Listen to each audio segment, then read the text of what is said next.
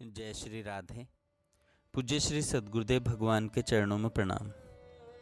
पूज्या Rukmini by जी का जीवन चरित्र। एक बार भाभी जी के गले में टॉन्सिल का कष्ट बढ़ गया। कष्ट की निवृत्ति के लिए टॉन्सिल का ऑपरेशन हुआ। घाव भरने की स्थिति में आ गया था, परंतु अभी कमजोरी बहुत थी। भाभी जी अस्वस्थता में अपने बिस्तर पर लेटी हुई थी। उसी समय बाई अचानक हवेली में आई और आग्रह भरे स्वर में बोलने लगी, भाभी जी उठिए, क्या सोई हुई हैं? भाभी जी ने कहा, मेरे गले में दर्द है और कमजोरी भी है। बाई ने उनके उत्तर को सुनकर भी अनसुना कर दिया और पुनः मनुहार भरे स्वर में कहने लगी, उठिए ना। भाभी जी उठकर बैठ गईं। ज्यों ही वे बैठी, बाई चट से उनकी गोद में बैठकर उनसे कहने लगी, मैं बांके बिहारी हूँ, मेरा श्रृंगार कीजिए, मुझे मक्खन खिलाइए, मुझे फूल दीजिए, मुझे इत्र लगाइए। बाई इस समय श्री कृष्ण भाव से भावित थी। बाई की बोलन, बाई के हाव भाव श्री कृष्ण परक ही हो रहे थे। इतना ही नहीं, भाभी जी आयु में बड़ी थीं, फिर भी वे भाभी जी को चंदा कहकर संबोधित कर रही थीं। बिंब का प्रतिबिंब और ध्वनि की प्रतिध्वनि होती है। बाई के भाव राज्य के अनुसार भाभी जी में प्रतिक्रिया हुई। प्रौढ़ अवस्था वाली भाभी जी स्वयं को अल्पवयस्का मानने लगी और उन्हें यही भान होने लगा कि श्री कृष्ण ही मेरी गोद में बैठे हुए हैं। भाभी को इस बात की जानकारी भली प्रकार से हो चुकी थी कि इन दिनों अनेक बार बाई श्री कृष्ण भाव से भावित हो जाया करती हैं। भाभी जी का हृदय सहज रूप से गोद में बैठी हुई श्री कृष्ण भाव भाविता बाई की ओर बहने लगा। बाई उन्हें अत्यधिक प्राण प्रिय लग रही थी। वे सिर पर हाथ रखकर प्यार करने लगी। घर में मक्खन था ही, मंगवाकर मक्खन खिलाया और लड्डू भी खिलाया, हाथ में फूल भी दिए। प्रसन्न वदना बाई ने मुस्कुराते हुए भाभी जी से कहा, मैं बांके बिहारी हूँ, देख मैं तेरे लिए यहाँ आया हूँ, मैं तेरा हूँ, तू मेरी चंदा है, तुम मुझसे खेला करो। तुम्हें क्या बतलाऊँ, खेल में कितना आनंद आएगा। यहाँ एक बात विशेष रूप से उल्लेखनीय है, बाई जब श्री कृष्ण भाव से भावित रहती तब वे भाभी जी को चंदा कहकर संबोधित करती और लाल्य सूचक शब्द बोलती। इससे अलग जब बाई अपनी सहज स्थिति में रहती तब भाभी जी को भाभी जी कहती और हर प्रकार से उन्हें सम्मान देती। भावों का यह मिला जुला खेल बड़ा विचित्र है और जगत की लौकिकता से सर्वथा परे है। इस खेल का मर्म तो वे ही कुछ जान सकते हैं और बता सकते हैं जिन्होंने ब्रज भाव के कणांश का भी आस्वादन किया हो। बाई और भाभी जी के इस भाव में संबंध और व्यवहार की आंतरिक वास्तविकता को हृदयंगम कर सकना सहज नहीं है। बहुत पुण्य पुंज हो तो उसकी छाया का किंचित स्पर्श मिल पाए। उन दिनों बाई के व्यवहार में एक अनोखा प्यार भरा रहता था और उस प्यार के प्रति सभी के मन में ललक बनी रहती थी। श्री महिला संघ में श्रावण शुक्ला एकादशी से पूर्णिमा तक 5 दिन का झूला हुआ करता था। झूला हाल में डाला जाता था, फूल पत्तियों से सजाया जाता था। 5 दिन अलग अलग प्रकार की झूले की सजावट होती थी, जैसे हरी भरी फूल पत्तियों का, रुई का, कपड़े का, कागज का, फलों का। चौकी पर कुंज बनाकर उसमें फूल सब्जियां लटका दी जाती थीं। झूलन उत्सव के पश्चात श्री युगल सरकार को शयन करा दिया जाता था। फिर उन कुंजों में कीर्तन होता।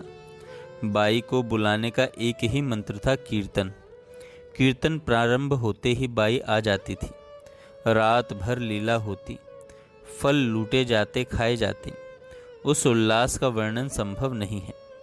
एक बार कच्ची सब्जियों का झूला बना, उसमें भिंडी, बैंगन, करेला, कद्दू, हरी मिर्च, तोरी, परवल इत्यादि लटका दिए गए थे।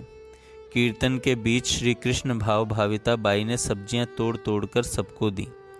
भिंडी, तोरी आदि तो सब खाने लगे, पर कई बहनों के मन में प्रश्न था, करेला, हरी मिर्च आदि कड़वी तीती लगने वाली कैसे खाई जाए।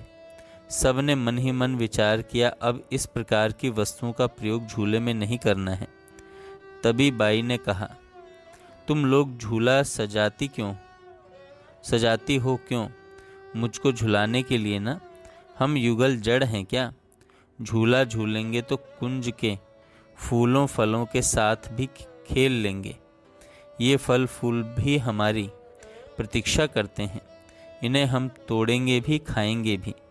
तुम लोगों ने हम लोगों को जो खाने को दिया वही तुम लोगों को खाना होगा। अब तो सब बहनों को अपनी भूल समझ में आने लगी। भविष्य में ऐसा नहीं करने का मन ही मन निश्चय करके जिस बहन को जो मिला वही वस्तु वह खाने लगी। खाने के लिए मुंह में रखते ही सबके नेत्रों में विस्मय झलक रहा था। न करेला कड़वा लगा, न मिर्च तीखी लगी। खाने में सब बड़ी स्वादिष्ट लग रही थी। इतना रुचिकर स्वाद आ रहा था कि अधिक खाने की इच्छा होने लगी। श्री महिला संघ में बाई का रसमय व्यक्तित्व सबके लिए आकर्षण का बिंदु बना हुआ था। जो भी आती, चाहे किसी काम से आई हो, वे कुछ देर के लिए बाई के समीप बैठना चाहती। एक बार कुछ लड़कियां बाई को घेर कर बैठी हुई थीं। उनमें एक लड़की का नाम कुसुम था। उसने फूलों का एक गजरा बाई को पहना दिया। लड़कियां फूलों के गजरे और गहने बना बना करके लाया करती थीं और बाई को सजाया करती थीं। शीश पर या हाथ में या पाँव में या गले में या करधनी में, जिसे जो अच्छा लगता था और जिसका जैसा मन होता था, वह लड़की फूल के गहने और गजरे बनाकर चुपचाप लाती और एक दूसरे से छिपकर बाई को चट पहना देती थी। बाई का श्रृंगार करने में होड़ सी मची हुई थी।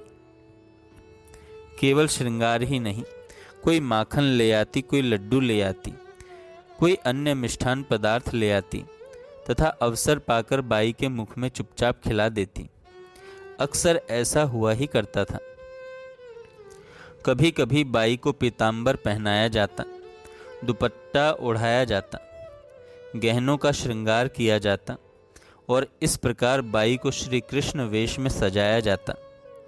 अन्य सब भी घाघरा, ओढ़नी, गहना धारण करती और फिर नृत्य का रंग बहने लगता। नृत्य के होते होते श्री कृष्ण लीला का प्रवाह चल पड़ता। उस समय जो रंग उछलता था, जो उमंग व्याप्त रहती थी, उस उमंग को, रंग को वही जानती है जिसने अपनी आंखों से देखा हो। अब तो बाई का श्रृंगार करना और श्री कृष्ण वेश में सजाना एक प्रकार से दैनिक जीवन का सहज क्रम ही बन गया था। श्री महिला संघ की मंत्रिणी फूलबाई को यह रंग ढंग कुछ अच्छा नहीं लग रहा था।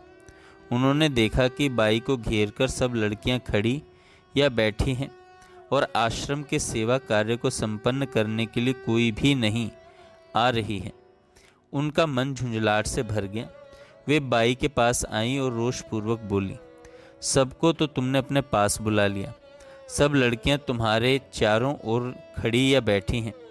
अब उत्सव में सेवा का काम कौन करेगा? तुम सबको काम करने के लिए भेजो। ये लड़कियां पहले काम सलटा लें, फिर आकर तुम्हारे पास बैठ जाएंगी। फूलबाई की झुंझलाहट की प्रतिक्रिया बाई पर कुछ और ही प्रकार से हुई। शुद्ध होने के स्थान पर बाई का प्यार झलकने लगा। बाई का प्यार झलकने लगा। बाई ने फूलबाई का हाथ प्यार से पकड़ लिया और फिर अपने गले की एक माला निकालकर उनके गले में पहना दी। इस प्रक्रिया ने एक चमत्कार उपस्थित कर दिया। उनके गले में जो माला पहनाई गई, उस माला के माध्यम से फूलबाई को क्या दिया गया और कितना दिया, यह तो कह सकना बहुत कठिन है, परंतु यह देखा गया कि उस माला के पहनते ही फूलबाई नृत्य करने लगी। नाचते नाचते 2-3 लड़कियों को पकड़कर उछल कूद मचाने लगी। लड़कियों को कसकर पकड़ रखा था कि उनका छूट पाना कठिन हो गया। आसपास खड़ी बहनों को बड़ा विस्मय हो रहा था कि उनमें इतना बल कहाँ से आ गया। उनके बल को, उनकी चेष्टा को, उनकी हास्यमयी मुखाकृति को, उनकी मटकती बोलन को देखकर स्पष्ट परिलक्षित होता था कि फूलबाई श्री कृष्ण सखा मनसुखा के भाव से आविष्ट है। सच पूछा जाए तो श्री कृष्ण वेश में सुसज्जित बाई की माला के स्पर्श ने यह चमत्कारी प्रभाव दिखला दिया और गंभीर स्वभाव वाली फूलबाई हंसमुख मनसुख सखा बनकर नृत्य करने लगी। वे ब्रज भाषा सहज रूप से बोल रही थीं और उनकी संपूर्ण शारीरिक क्रिया सखा जैसी हो रही थी। जय श्री राधे।